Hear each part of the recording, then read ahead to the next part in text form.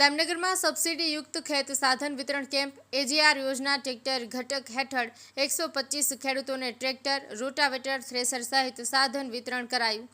દામનગર ખેત ઉત્પાદક બજાર માર્કેટયાર્ડ ખાતે ગુજરાત સરકાર દ્વારા તાલુકાના ખેડૂતોને એજીઆર યોજના ટ્રેક્ટર ઘટક હેઠળ 125 ખેડૂતોને ટ્રેક્ટર, રોટાવેટર, થ્રેસર સહિત ખેત સાધન વિતરણ અને સબસિડી કેમ્પ યોજાયો હતો। સમગ્ર લાઠી તાલુકાના અનેક ગ્રામ્ય વિસ્તારના ખેડૂતો પોતપોતાના ખેતી વિષયક વાહનો સાથે દામનગર માર્કેટયાર્ડ પરિસરમાં ઉપસ્થિત રહ્યા।